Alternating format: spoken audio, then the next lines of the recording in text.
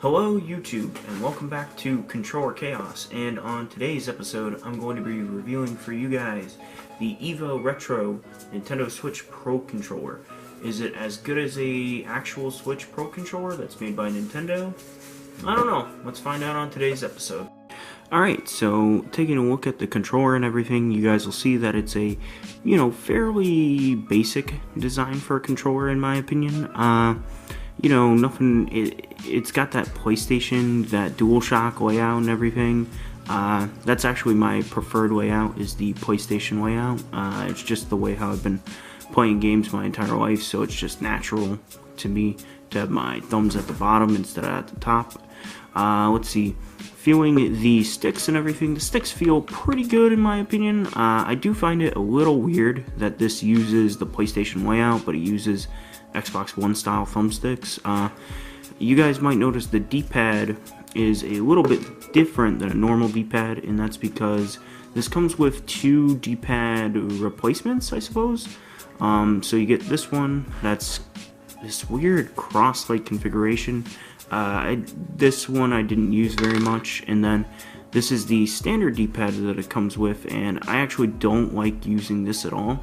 It's just way too stiff and kind of hurt my thumb, but using this, this domed like aesthetic one, I really like this one because it didn't hurt my thumbs or anything. The buttons feel alright, but a little bit on the cheap side, but that is fine because the price of this thing is only $30 US, and I'm fine with getting kind of cheaper buttons and everything as long as this actually functions like a Switch Pro controller. So let's find out if it does. Alright, so please excuse the gorilla style footage right here, but this is the best way for me to demonstrate this. So, if this is to replace the Switch Pro controller or just be a cheap alternative, it should be wireless and should sync up to the Switch, which it does. I've had this synced up multiple times to my Switch, and as you guys can see, I am navigating my Switch menu and everything. I don't know why it's going up and down, but as you guys can see, this does in fact switch up and pair up with your Switch, which is pretty great. Alright, so first game up here, I figured I'd play some Super Mario Odyssey. Great game. If you own a Switch, more than likely you own this game, and I wanted to play this game specifically because it does use the gyro controls and everything. So I got to test out the gyros, and they do in fact work, and I also, as you can tell, I'm just using a bunch of jumps, long jumps, things like that, just to see if there's any amount of input lag. And I'm not feeling anything, I'm not noticing anything, so that's definitely a great thing.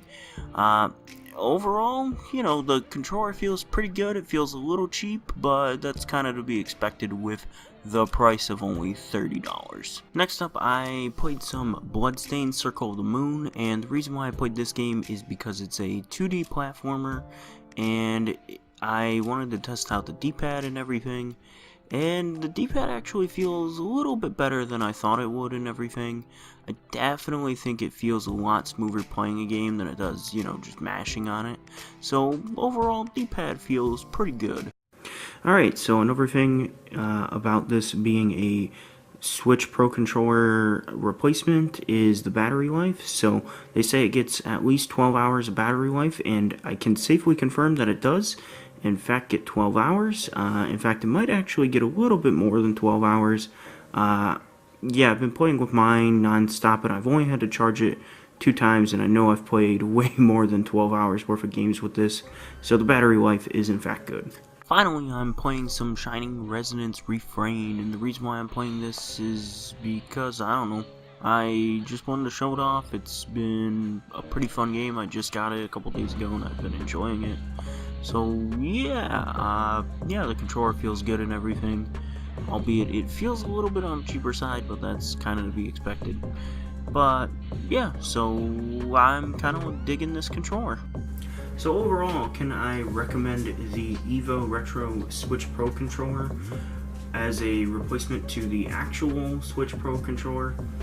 Yeah, I think it's a great cheap alternative. Again, this only goes for $30 on Amazon, and it has all the same functions. It's wireless, it has vibration, it has gyro and everything. Yeah, even though it might not feel as high quality as the regular Switch Pro controller, I definitely think that this is worth it, especially if you're a budget player or on a budget and you just want a normal controller for your Switch.